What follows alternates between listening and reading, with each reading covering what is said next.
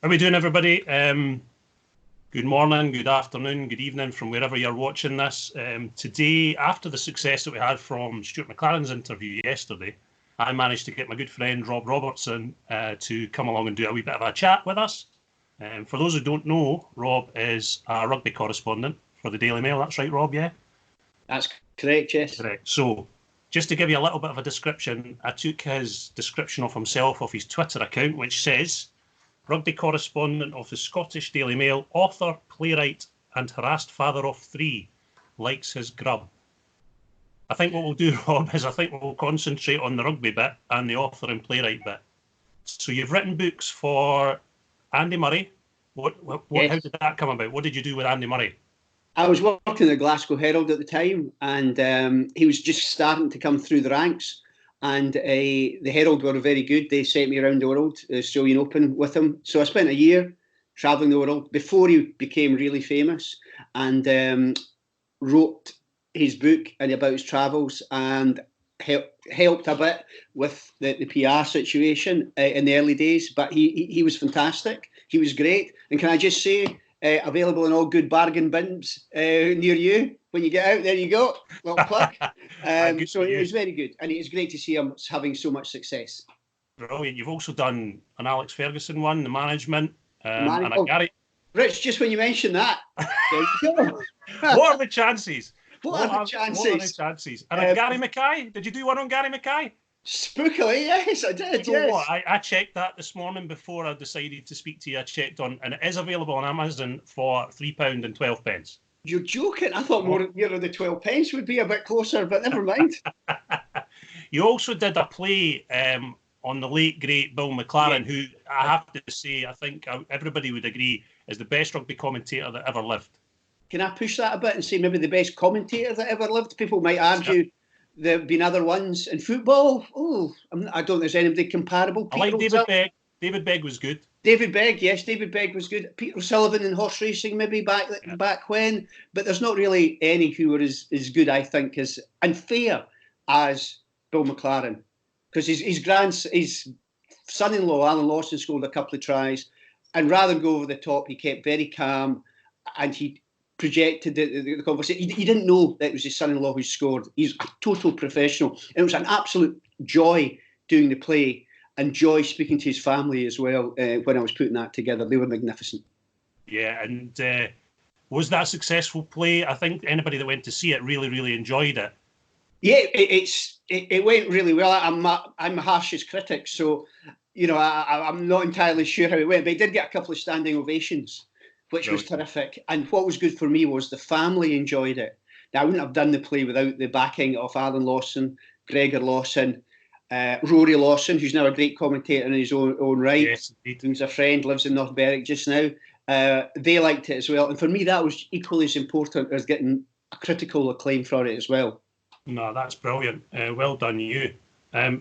Just before we go on, how often do you play golf, Rob? I used to play golf a lot, Rich, a lot. Right.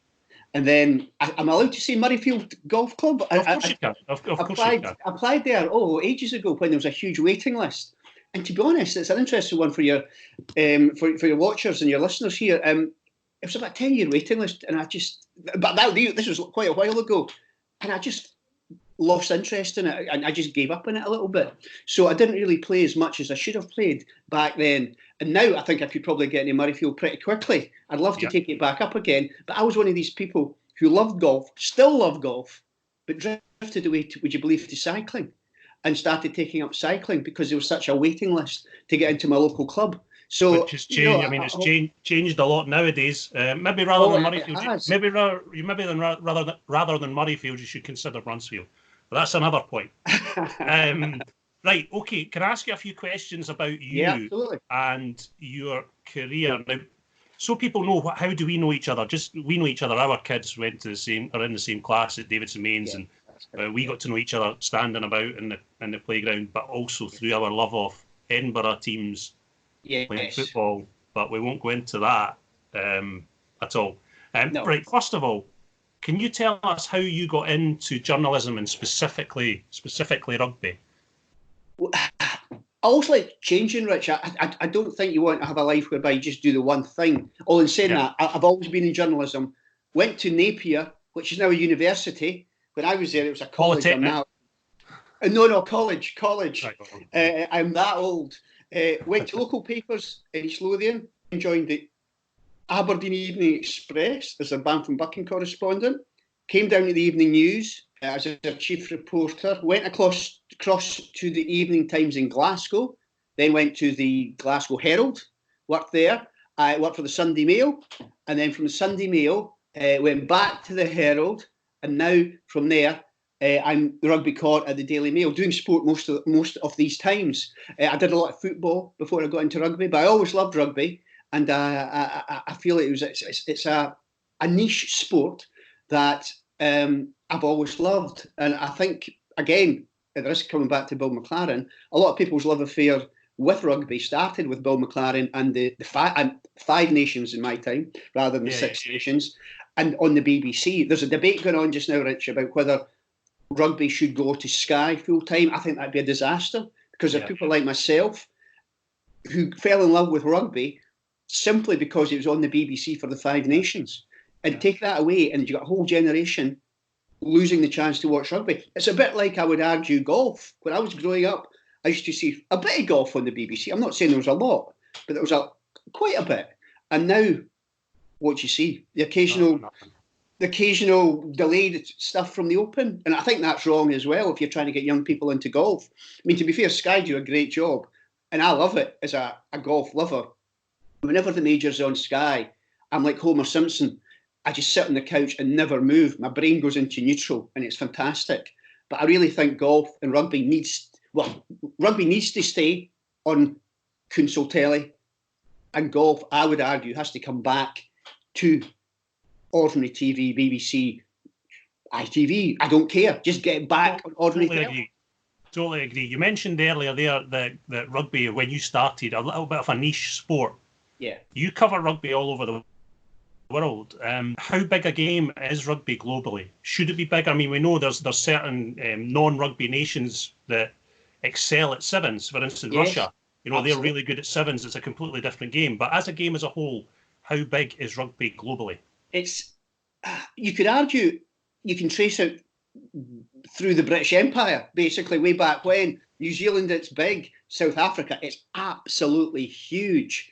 And, in Britain as well, it's big when you talk about round the world. The one country I think people get a misconception over is Australia. They don't really care about rugby union here. Yet they always seem to produce world-class sides.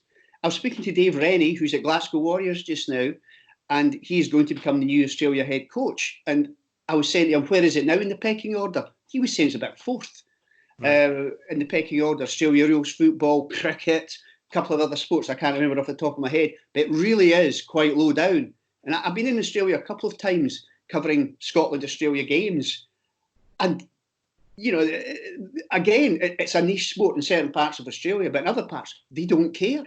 It's tough. Yet they still produce top quality World Cup winning sides, which always frustrates me, because I look at Scotland and I would argue rugby is second behind football in terms of sports that people like in this country.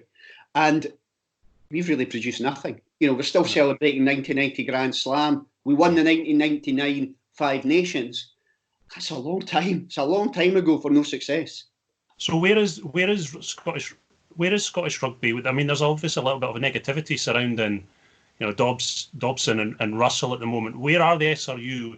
What's their vision? How are we going to keep pushing it forward without this negativity? On the positive side, Mark Doddson's done really well in terms of Murrayfield is always full.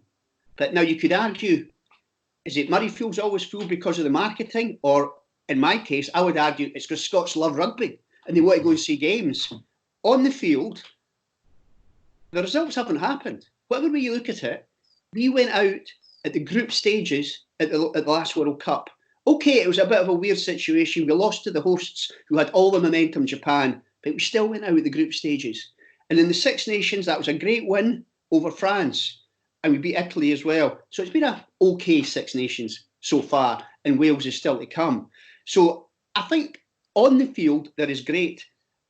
potential for Scotland once Finn Russell sorts it out with Gregor Townsend. Also, obviously, Mark Dodson's PR team hasn't done themselves any favours, because technically he's on. Well, last year he earned £933,000, which I think is the biggest amount as a chief executive of any home-based union. Now, he will argue that's made up of a basic of about 454,000 and the rest, but that's a lot of money for not really producing the results on the field. So obviously, financially, he's done well. Some who's watching may argue, well, that's what he's based on. That's why he should get such a big salary. But I would argue it's equally important that Scotland has a rugby team on the field that's doing really well. I think they're doing well, but not really well just now. So you mentioned there Gregor Townsend and Finn Russell. Is Gregor Townsend, in your opinion, the right man for the job in this current position you're in? Yes, absolutely, 100%. I wasn't sure before the Six Nations.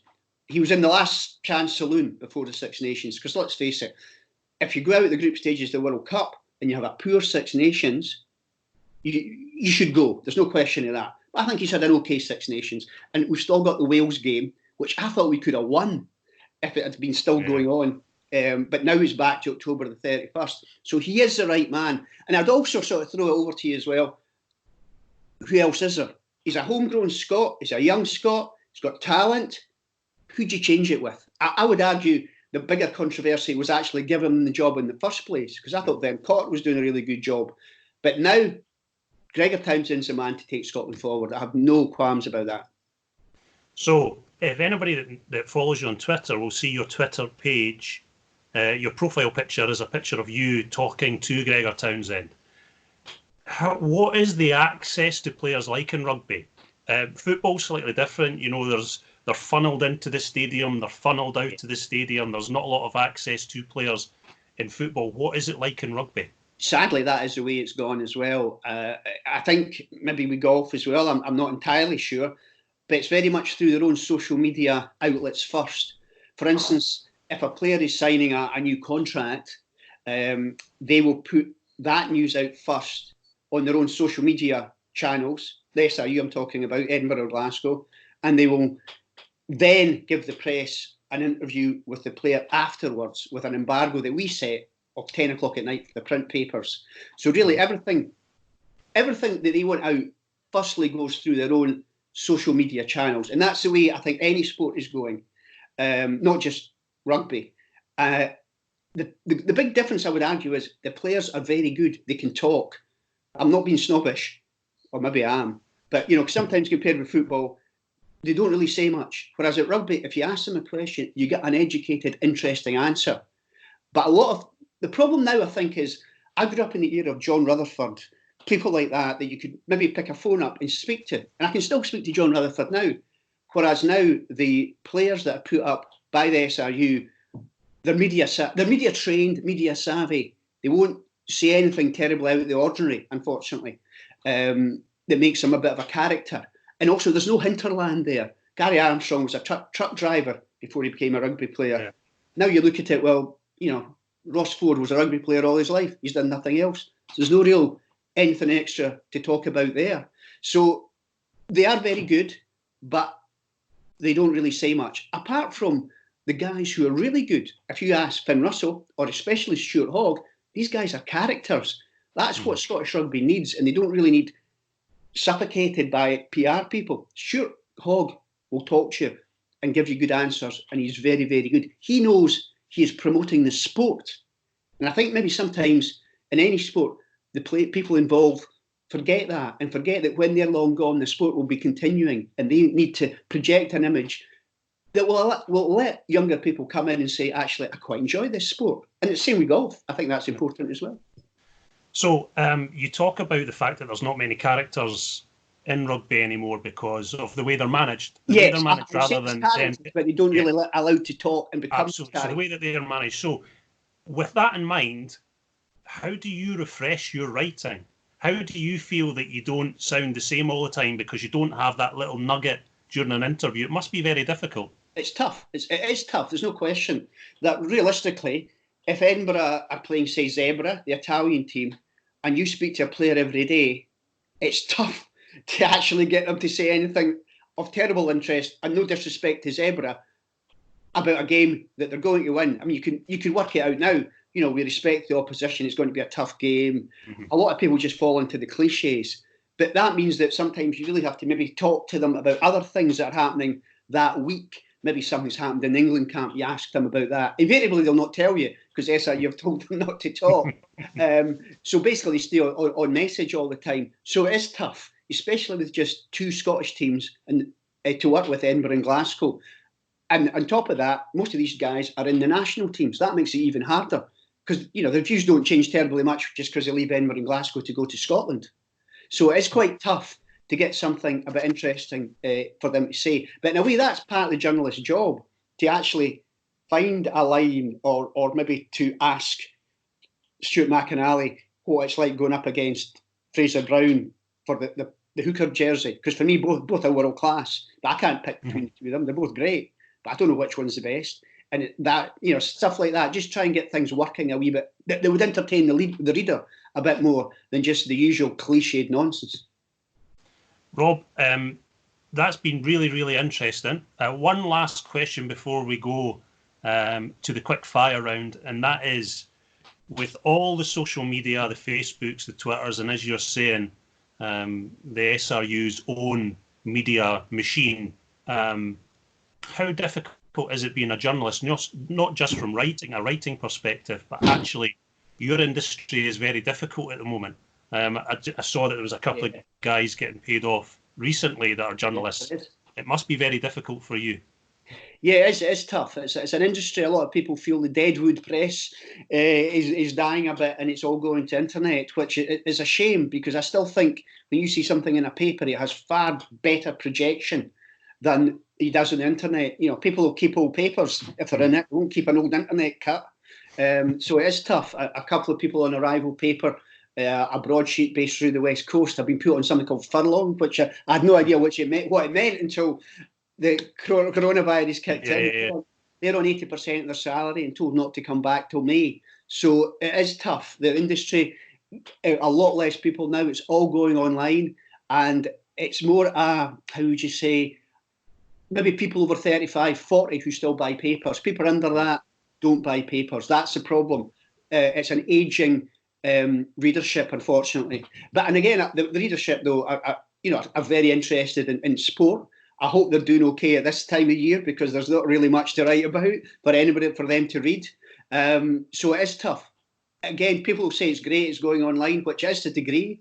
It means you can read papers at 6 o'clock without leaving the house. But I'm of the generation, I remember the Pink, which was in Edinburgh. So do I. So you queuing outside Ormiston. I used to grow up in Ormiston, waiting, full of anticipation for it to come through, to be dropped off at the post office or wherever it was dropped off, the local newsagents. So I think the whole generation is changing their habits. And it's not great for people like me, unfortunately, and maybe people like you who love newspapers and the feel of them.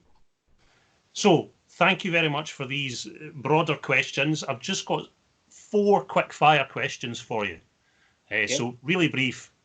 Edinburgh or Glasgow? Oh, come on. I can't say that being a neutral. Royal High School FP. Outstanding answer, Rob. Outstanding answer. Well done. Who is your sporting hero? Whoa, that's a good one as well. Rugby-wise, John Rutherford.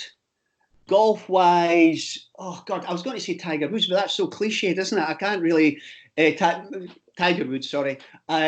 Football-wise, Maradona. Tennis-wise, because I covered Wimbledon about 10 or 12 years, I would probably have to say Roger Federer. Wow. Yeah, Roger Federer. I appreciate him more now than I did 5 or 6 years ago. Right. So my third question, you've kind of answered with John Rutherford, but it was favourite rugby player. But because you've already answered it, tell me why John Rutherford. Natural player, inspirational to watch, took risks, tried things, a bit like Finn Russell does nowadays. And also, I've got to know him since he retired. And you find the best players in sport aren't big-headed. They're very chilled. Chris Patterson, people like that. They're all very chilled, who lives near as well. Yeah, they're all very chilled and they don't get ahead of themselves. He's a lovely man and a great rugby player. Most memorable game you've covered, and also on the back of that, your favourite stadium in World Rugby to be sat in? The Principality Stadium in Wales. Okay. Probably a few of the people who's listening probably remember Scotland were winning, I think it was 31-24 down in Wales a few years ago, and they fell apart in the last few minutes and Wales won. Now, it's weird choosing a game like that, but the atmosphere, it was white noise. It was incredible. I have never felt such an atmosphere as I did that day in the Principality Stadium when Wales came back to win. And also Australia v Scotland, I think it was 9-6 in a place called Newcastle in New South Wales. It was pouring rain, and Scotland won, I think, for the first time in Australia that day with a Greg Laidlaw kick in the last minute. It was pouring rain, and the game's remembered because Joe Ansbro and Alistair Strokosh celebrated by bumping heads, and Joe Ansbro was in such a state he had to go off because his head was covered in blood. And also, I suppose, and again, I'm sorry this is a losing game, the Japan v Scotland game in the last World Cup, it was a privilege to be at Yokohama that day. It was an incredible atmosphere through and through. As a fan, the 1990 game being on the terraces, but everybody knows why that is. I was also at the 84 game as well. Don't remember so much about that, but the 1980 game as a fan is the one that I'll always remember. Rob, thank you very, very much. That's been really, really good. I really appreciate it. I hope everybody's enjoyed it. I certainly have. You know, I could have gone on for another 20 minutes listening to Picking Your Brains. It's been I really appreciated you coming on. It's been great fun. And I hope everybody who's watching back home has appreciated the fact that Rob has given up some time to speak to you. So everybody at home, hope you enjoy it, and we'll speak to you again soon. Take care.